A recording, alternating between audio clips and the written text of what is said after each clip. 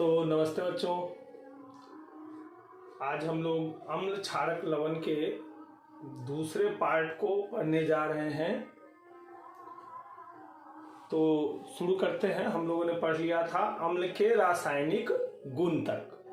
आज हम लोग शुरू करेंगे क्षारक के रासायनिक गुण। ध्यान दीजिएगा, क्षारक के रासायनिक गुण। क्या है क्षारक का रासायनिक गुण?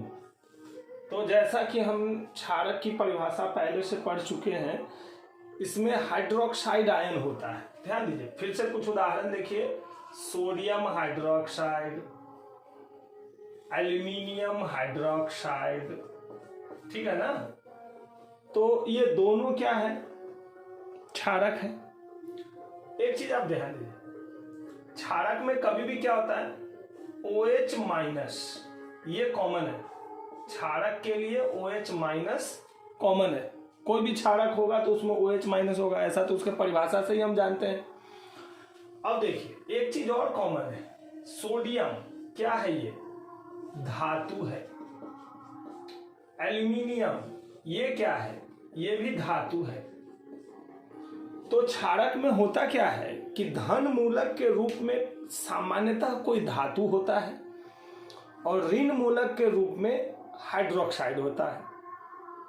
तो चूंकि क्षारक धातु से बना हुआ यौगिक है और धातु खुद बहुत अभिक्रियाशील होते हैं और धातुओं से धातुओं की क्रियाशीलता अधिक होती है, तो इस कारण क्षारक ज्यादा रासायनिक गुणों को नहीं दिखाता है। ज्यादा रासायनिक अभिक्रिया क्षारक नहीं करता।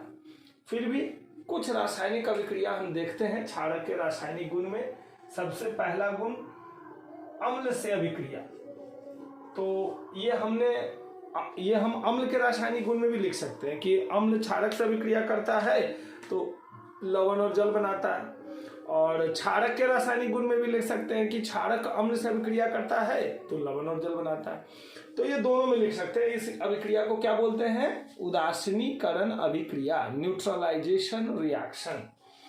तो क्षारक के रासायनिक गुण में पहला हम लिख रहे हैं अम्ल के साथ अभिक्रिया। तो हमने पढ़ रखा है कि अम्ल प्लस क्षारक क्या बना देगा? ये लवण प्लस जल। कोई भी उदाहरण ले सकते हैं आप। अब एक अम्ल का उदाहरण ले लेते हैं, H2SO4 प्लस एक क्षारक का उदाहरण ले लेते हैं, KOH।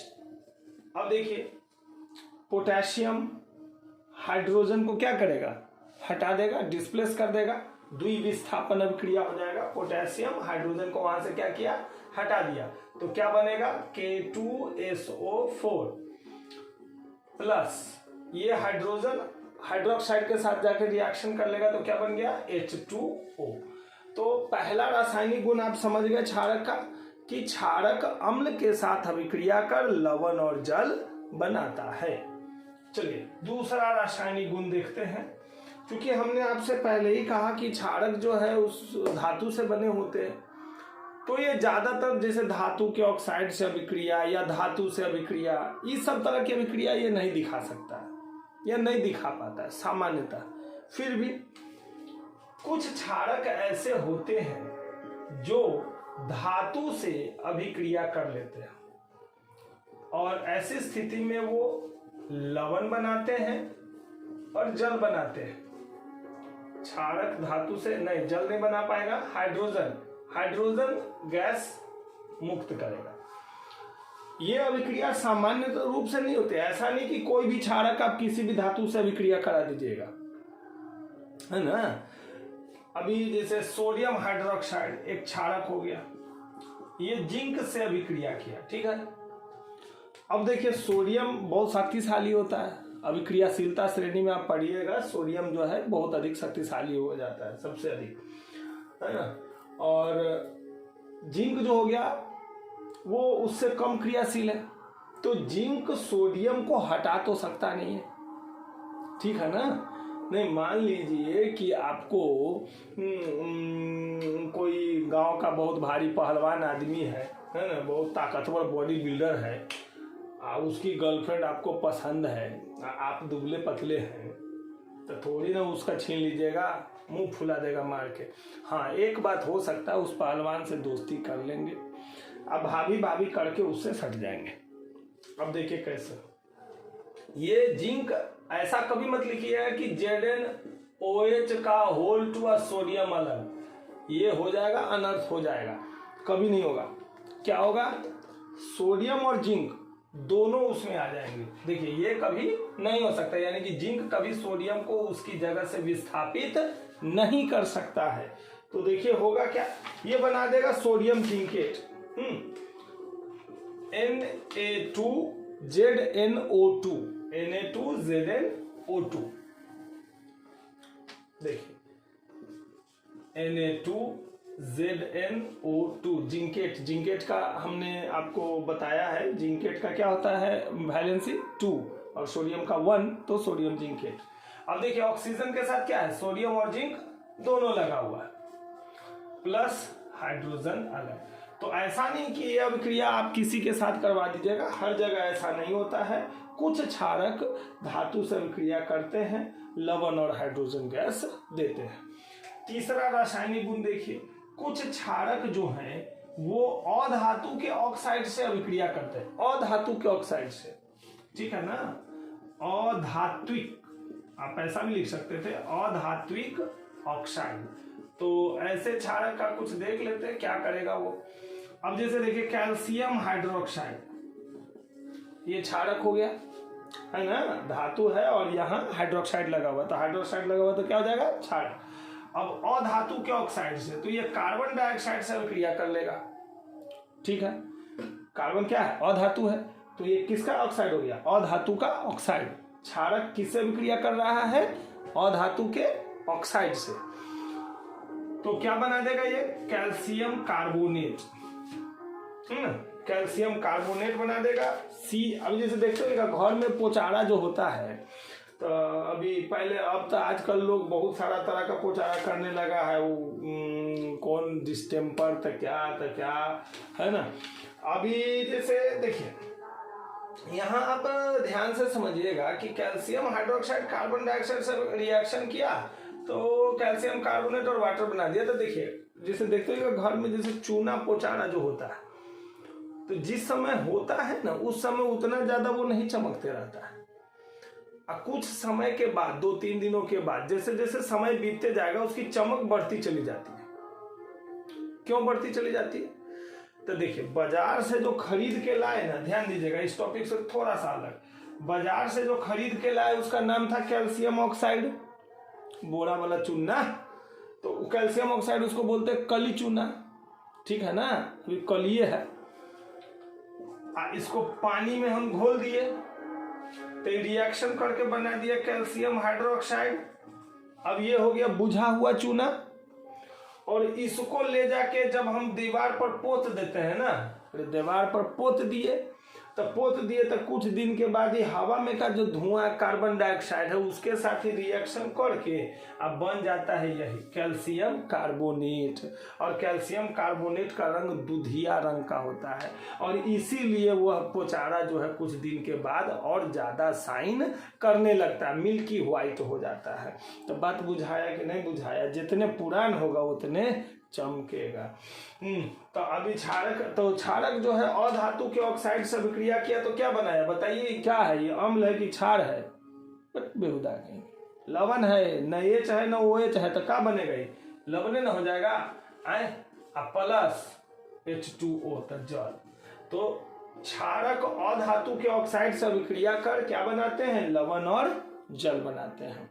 हाँ एक बात है, आपसे ऑब्जेक्टिव में क्वेश्चन से पूछता है, इसलिए याद रखिएगा कि कैल्शियम ऑक्साइड को कली चूना कहते हैं, कैल्शियम हाइड्रोक्साइड को बुझा हुआ चूना कहते हैं, और कैल्शियम कार्बोनेट को चूना पत्थर कहते हैं।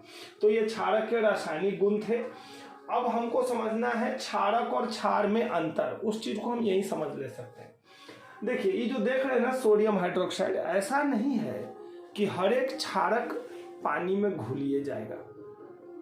देखिए क्षारक होगा तो उसमें हाइड्रोक्साइड आयन रहेगा ही रहेगा, क्षारक होगा ना तो उसमें हाइड्रोक्साइड आयन रहेगा, OH रहबे करेगा। ऐसा दुनिया का कोई क्षारक नहीं होगा जिसमें OH नहीं रहेगा, लेकिन हर एक क्षारक पानी में घुल ही जाएगा ऐसी बात नहीं है। समझ रहे हैं बात? जैसे एल्युमिनियम हाइड्रोक्साइड है ना, ये पानी में नहीं घुलेगा, और सोडियम हाइड्रोक्साइड पानी में घुल जाएगा, और OH दोनों में है। तो हम कहेंगे कि क्षारक तो ये दोनों है, सोडियम हाइड्रोक्साइड और एल्युमिनियम हाइड्रोक्साइड दोनों ही क्षारक है, लेकिन इस क्षारक को हम क्षार भी कहेंगे। क्यों कहेंगे, बात समझ रहे हैं? जल में घुलनशील क्षारक को क्षार कहते हैं। फिर से समझिए ये बात, परीक्षा में क्वेश्चन पूछेगा, बड़ा इंपॉर्टेंट क्वेश्चन है, खूब पूछता है बोर्ड परीक्षा में, कि प्रत्येक क्षार क्षारक है किंतु प्रत्येक क्षारक क्षार नहीं है, कैसे? क्वेश्चन में नहीं समझ में आया होगा। ये तो हो गया हुए सिनेमा वाला, चंदू की चाची ने चंदू के चाचा को चांदी के चम्मच से चटनी चटाई, कि कहाँ चटाई? चांदनी चौक पर, हाँ जो भी है। तो देखिए, तो क्वेश्चन आपको समझ में नहीं आया होगा, चलिए फिर से समझाते हैं। क्या कहेगा परीक्षा में? क्वेश्चन पूछ देगा कि प्रत्येक क्षार क्षारक है किंतु प्रत्येक क्षारक क्षार नहीं है, कैसे? फिर से समझिए बात को। कह देगा कि प्रत्येक दुनिया में जितना पढ़ा लिखा हुआ है वो आदमी है, लेकिन जितना आदमी है वो पढ़ा लिखा नहीं है। बात बुझा रहा है? अरे पढ़ा लिखा तो कहीं हाथी घोड़ा बैल गधा किसी को देखे हैं पढ़ते हो? कोई वो सब पढ़ सकता है? तो इंसान को छोड़ के और कोई है धरती पर जो पढ़ाई कर सकता है? नहीं कर सकता है। लेकिन ऐसा भी तो इंसान है जो पढ़ा लिखा नहीं है। तो जितना एडुकेटेड है वो ह्यूमन बींग्स तो है, लेकिन हर एक ह्यूमन बींग्स एडुकेटेड है, ये बात नहीं है। तो उसी तरह से फिर से समझो उदाहरण। अब जैसे देखो, सोडियम हाइड्रोक्साइड है, ये पानी में घोलेंगे तो घुल जाएगा। तो ऐसे क्षारक को क्षार कहते हैं। ऐसे क्षारक को क्या कहते हैं? क्षार। इसको अंग्रेजी में क्या कहते हैं? अल्कली, मटकली, अल्कली, अनारकली बुझा रहा है, अल्कली अल्कली है ना। ऐसे देखिए क्षारक भी है, ये क्षारक है, इसका नाम क्षारक भी है। तो ऐसे क्षारक जो जल में घुलनशील हो उसे क्षार कहते हैं। ऐसे क्षारक जो जल में घुलनशील न हो तो ये क्षारक कहलाएगा। इसको भस्म कहते हैं, भस्म। हाँ चलिए, तो प्रत्येक क्षारक क्षार है, लेकिन प्रत्येक क्षार क्षारक है, लेकिन प्रत्येक क्षारक क्षार नहीं है। कैसे? बात समझ में आया? हाइड्रोक्साइड तो दोनों में है, तो हाइड्रोक्साइड है तो क्षारक है, लेकिन ये पानी में घोरा जाता है तो इसको क्षार कह सकते हैं, लेकिन ये पानी में नहीं घोराता है तो इसको क्षार नहीं कह सकते। चलिए अब हम समझते हैं प्रबल अम्ल, दुर्बल अम्ल, प्रबल क्षार, दुर्बल क्षार। बात को समझिएगा। प्रबल माने ताकतवर। तो अम्ल जो है, अम्ल का जो भी गुण है किस पर निर्भर करता है? अम्ल का परिभाषा क्या था कि ऐसे यौगिक जिसमें विस्थापनशील H+ आयन हो उसे अम्ल कहते हैं। यह बात ना था। तो जिसमें H+ आयन जो अम्ल ज्यादा देगा वो प्रबल अम्ल हो जाएगा। देखो ध्यान से समझो, प्रबल अम्ल, स्ट्रॉन्ग एसिड, HCl, ये है ना। तो जब ये इसको पानियाओं में घोरेंगे तो क्या देगा? H+ और Cl-।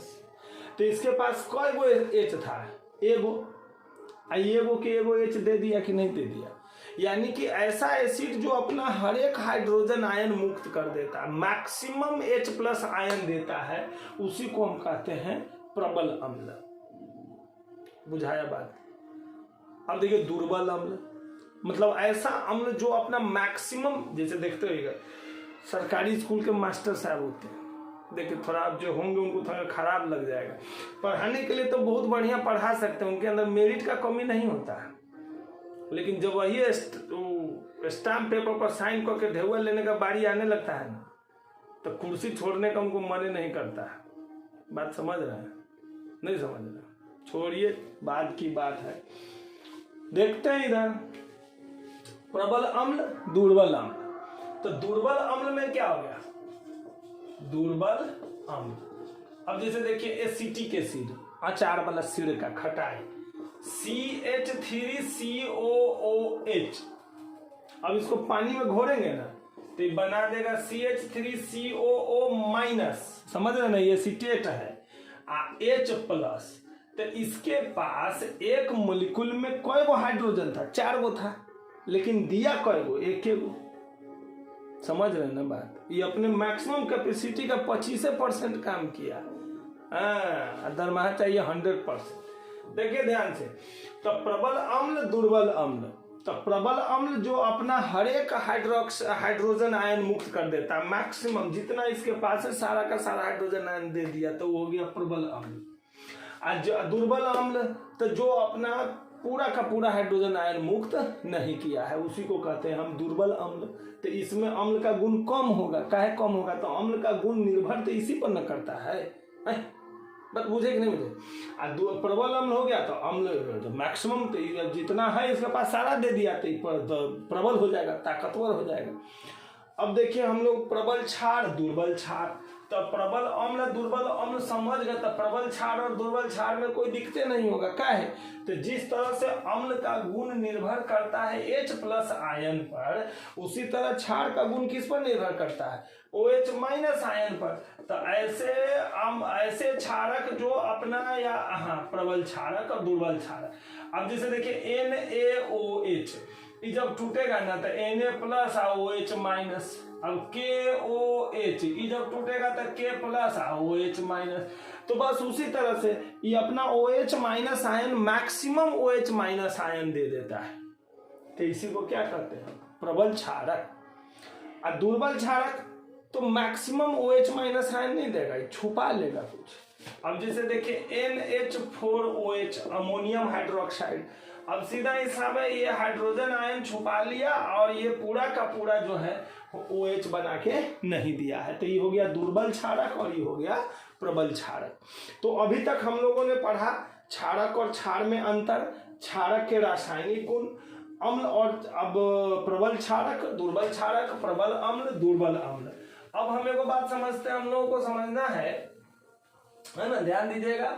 अगर जैसे बीच बीच में आप पॉज करके भी समझ सकते हैं, वीडियो का स्पीड कम करके देखिए, है ना, ऐसा भी हो सकता है, आपको अच्छे से समझना है।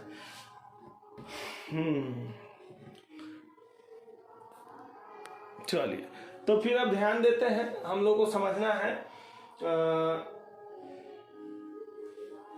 चलिए, हम लोग को समझना है अम्ल और क्षारक में समानता। तो सबसे पहला समानता क्या हो जाएगा कि अम्ल हो या क्षारक हो, इसको जब पानी में घोलिएगा ना तो ये आयन में टूट जाएगा। पहला समानता हो गया ना कि दोनों आयन में टूट जाते हैं। कैसे, तो HCl, इसको जैसे ये AQ माने जलीय विलयन, तो पानी में जैसे मिलाएगा तो H+ और Cl- आयन में मुक्त हो गया। क्षारक होता तो भी वो आयन में मुक्त हो जाएगा। जैसे NaOH है, इसको पानी में डाल दिए, AQ माने जलीय विलयन, तो Na+ और OH-। तो अम्ल और क्षारक में पहला समानता क्या हो गया कि अम्ल और क्षारक जल में घुलकर आयन में टूट जाते हैं। ठीक है। दूसरी समानता, अब चूंकि ये आयन में टूट जाते हैं तो विद्युत धारा का चालन करेंगे, दोनों सुचालक हो जाएगा। जलीय विलयन दोनों का क्या होगा, सुचालक, मतलब करंट ए होके जाएगा, करंट को जाने देगा।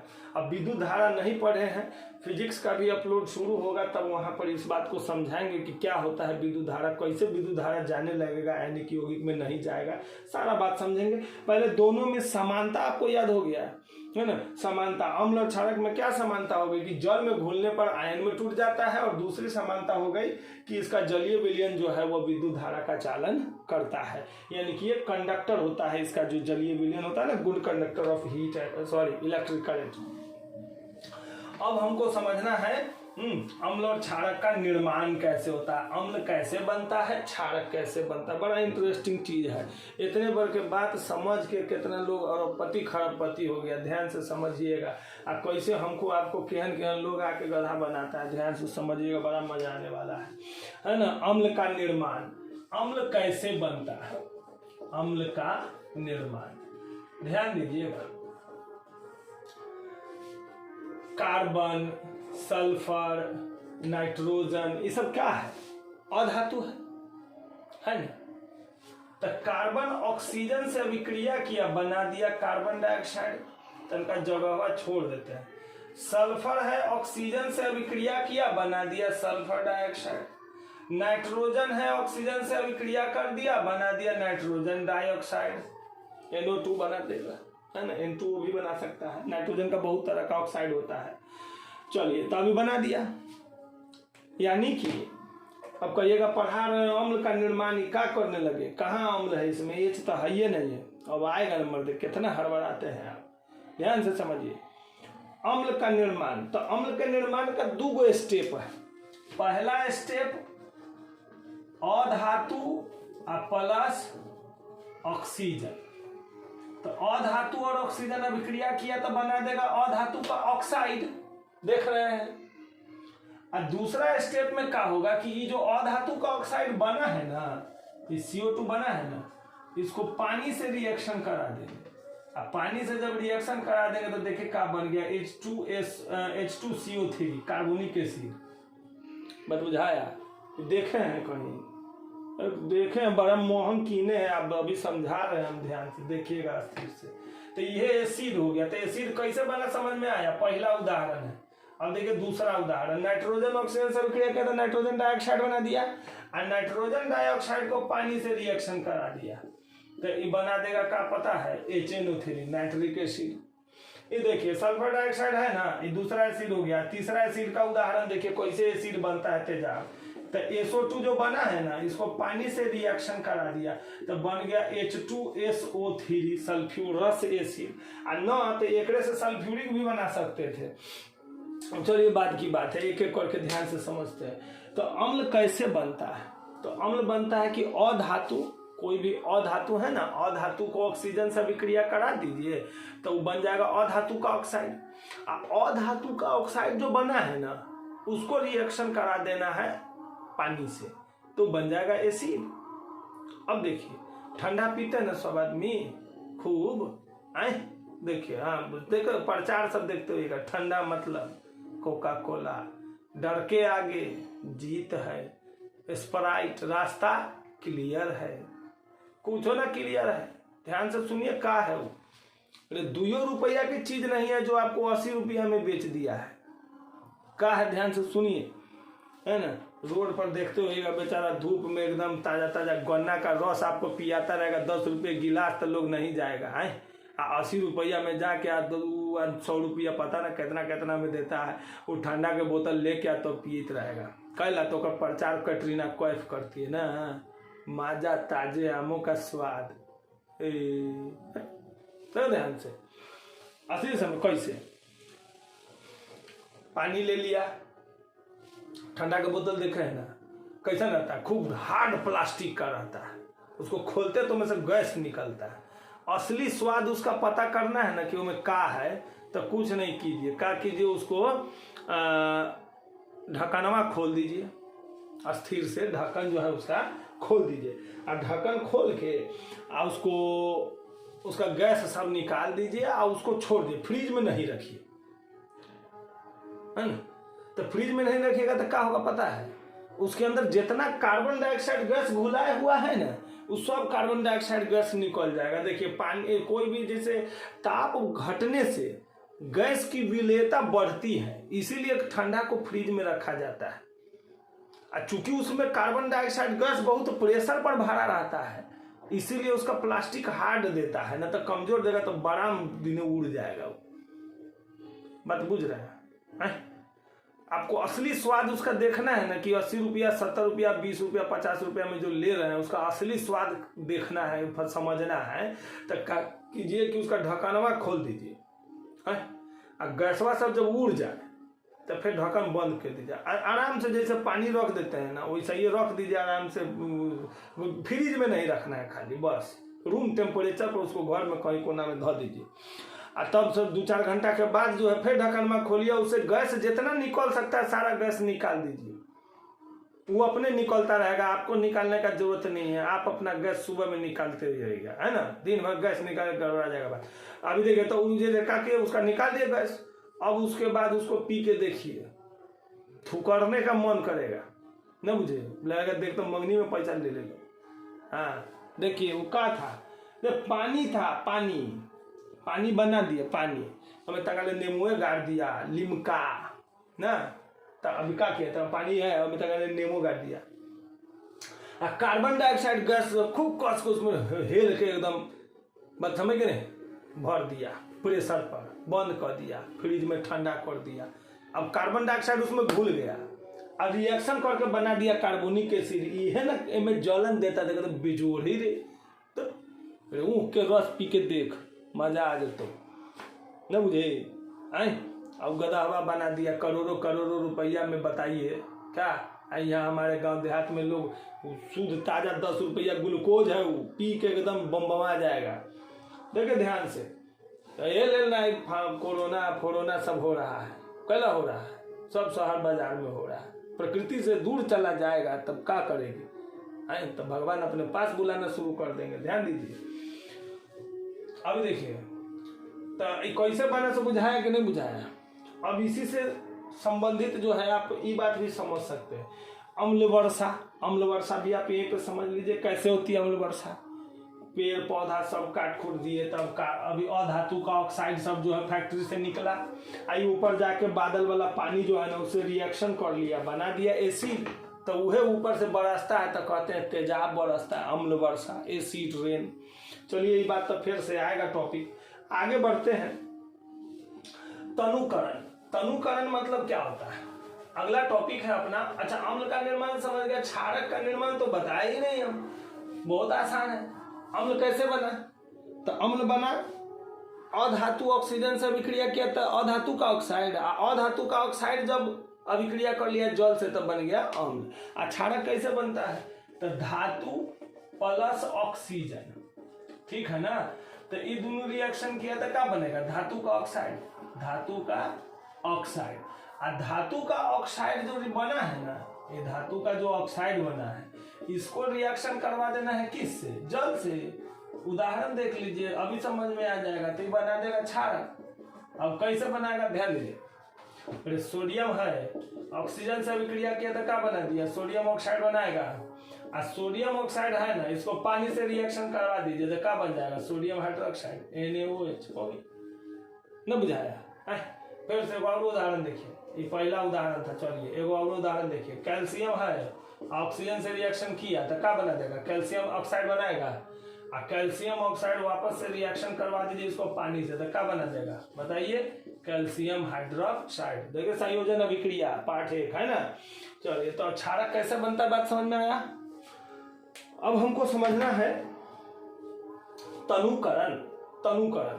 अच्छा एक बात बताइए, सुनिए, 1 लीटर दूध, ठीक है, उसमें 250 ग्राम छेना होता है, बढ़िया दूध रहेगा तो। अब बताइए 1 लीटर दूध है और में 1 लीटर पानी फेंक दिए तो दूधवा कई लीटर हो जाएगा, 2 लीटर हो जाएगा कि ना। आए छेना कई ग्राम हो जाएगा, छेना 250 ग्राम ना रहेगा। अरे पानी फेंक न दिया तो अब जैसे देखिए, तो पहले से 1 लीटर दूध तो 250 ग्राम छेना, अब वो में पानी फेंक दिया, इसमें 1 लीटर पानी फेंक दिया तो अब बना दिया कई लीटर, 2 लीटर। तो 2 लीटर में अब छेना कई ग्राम हो जाएगा, 250 ग्राम ना रहेगा। पानी आवा में छेना कहाँ से आएगा, तो अब वही 2 लीटर दूध में 250 ग्राम छेना, तो एहन दूध में 1 लीटर में कई ग्राम हो जाएगा, 125 ग्राम ना हो जाएगा। तो एक न कहते तनुकरण, पानी फेंक देना, डाइल्यूशन, है ना। अभी तो तनुकरण किसे कहते हैं, अम्ल या क्षारक में जल मिलाना। बात बुझे कि नहीं, अम्ल या क्षारक में जल की मात्रा को बढ़ा देना है, क्या कहलाता है, तनुकरण कहलाता है। लेकिन अब चलिए कुछ बात को समझ लेते हैं।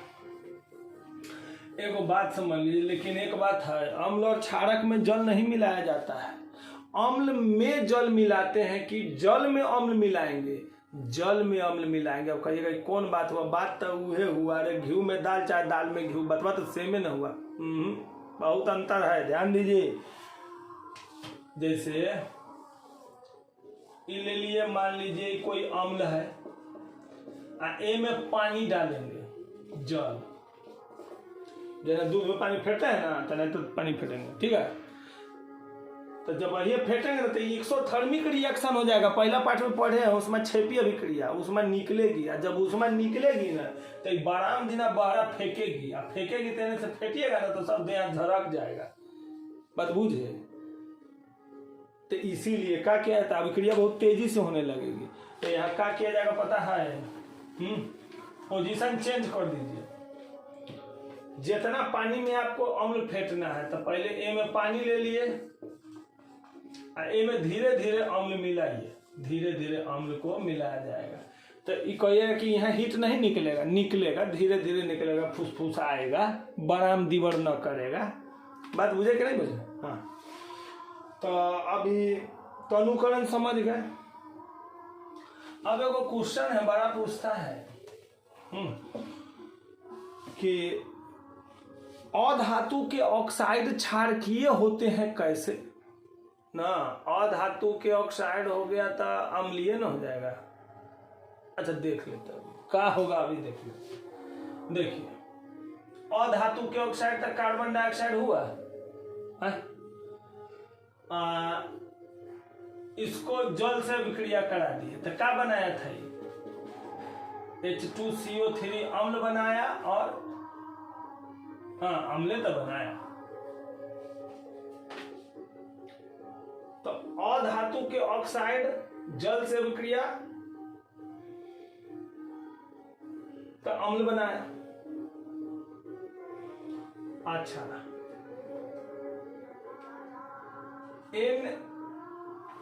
अच्छा एक बात और देखिए, CaOH का होल 2 कैल्शियम हाइड्रोक्साइड, इसको अधातु के ऑक्साइड से विक्रिया कराता है। अब मामला पकड़ाए, क्या बनाएगा बताइए, CaCO3 + H2O। क्षारक है, किससे रिएक्शन कर रहा है, अधातु के ऑक्साइड से। क्षारक किससे, हमारा पहले क्वेश्चन क्या है सो समझिए।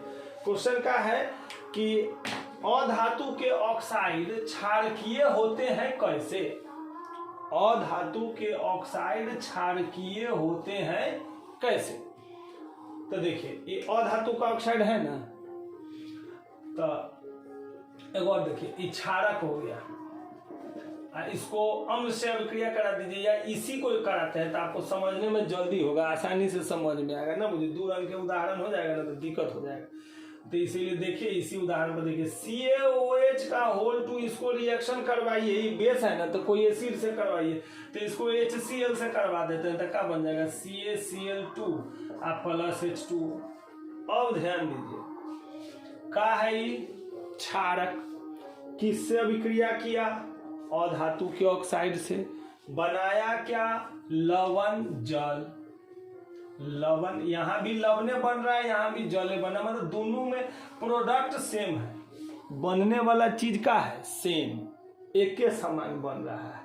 अब कहिएगा कहाँ दोनों अलग अलग पगला, ये लवण है, लवण है, ये क्या है, जल है।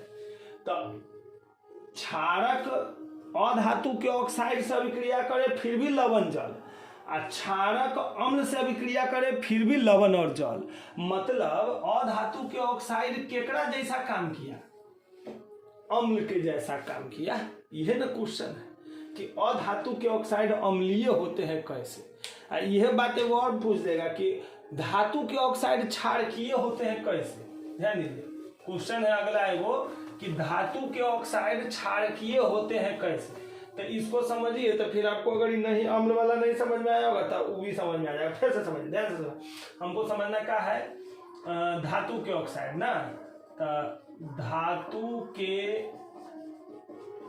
ऑक्साइड क्षारकीय, मतलब धातु के ऑक्साइड होता है ना उसमें क्षारक का गुण होता है। आप कैसे कह सकते हैं, तो देखिए एगो धातु के ऑक्साइड ले लीजिए कोनो, तो Na2O ले लेते हैं क्या, धातु के ऑक्साइड ले लिए, इसको किसी अम्ल से अभिक्रिया करा देते हैं, HCl से करा देते हैं, तो क्या बन जाएगा बताइए, NaCl + H2O, NaCl H और मिलके H2O बन गया। अब देखिए तो किसको रिएक्शन करवा रहे हैं, धातु के ऑक्साइड को किससे, अम्ल से। अब हम करवाते हैं धातु एगो अब देखिए एगो और NaOH क्षारक है, इसको अभिक्रिया करवाइए अम्ल से, तो बनाया कौन चीज NaCl प्लस H2O। तो आप धातु के ऑक्साइड को अभिक्रिया करवाइए तब, चाहे धातु के हाइड्रोक्साइड को अभिक्रिया कराइए तब, अम्ल से अभिक्रिया करने पर दोनों में से कोनो अभिक्रिया कर रहा है तब बन क्या रहा है, लवण और जल। मतलब है कि ये किसके जैसा काम कर रहा है, इसके जैसा। और धातु का ऑक्साइड किसके जैसा काम करता है, क्षारक के जैसा। तो यहां तक का काम आप समझे। अगला जो टॉपिक हमारा है उसका नाम है पीएच मान निकालना। इस पर न्यूमेरिकल बनाना भी हम लोग सीखेंगे, पीएच क्या होता है ये अगले वीडियो में हम लोग देखेंगे। तब तक के लिए बाय बाय।